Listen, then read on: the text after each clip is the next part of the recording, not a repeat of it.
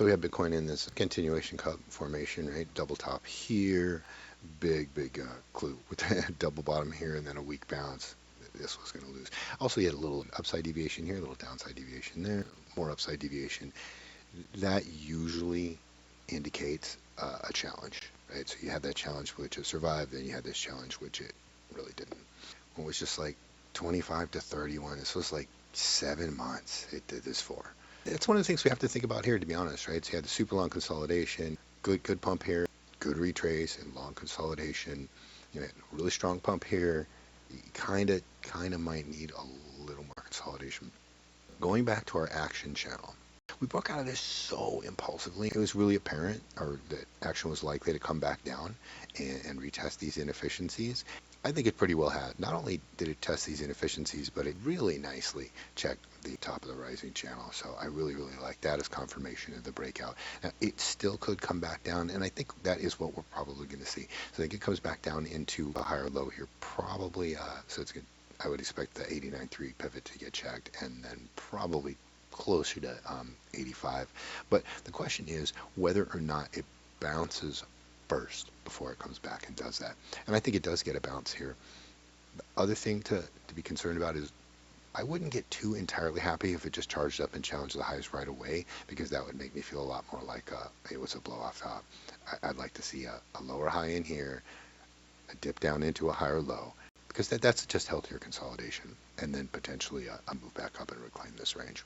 The SRSI shows us on the weekly that we have a little bit more room to go.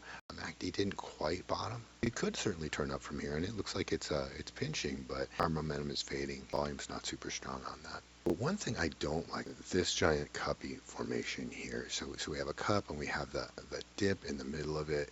For really is kind of starting to look like a bit of a reversal. We are right currently at the 618, the golden pocket, for that move down. Really good spot for a reversal. I mean, you can see a chance for a head and shoulders here. This looks like it's bottoming the SRSI, so probably going to see some wobble here. Got that inefficiency down there that wants to be filled. That's right near that 89 250 level too. You definitely see a check down in here, maybe down to like 88. Not a double bottom here, technically a lower low. Still, that is a bullish formation in that it's a break of bearish structure, right? You're coming down, you're coming down, you're coming down here.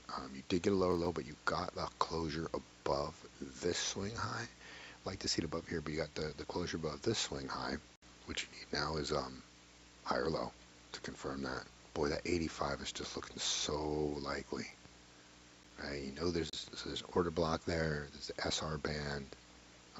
Probably one and the same, to be honest. That bounds this previous inefficiency that's been filled. I really like 85. We're likely to see a bounce first.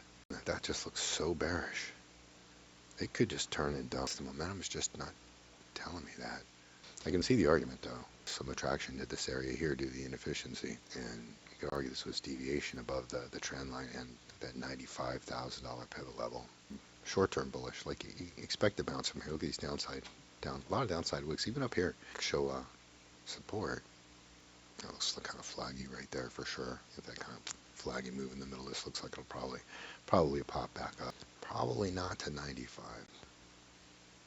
Really strong volume on that.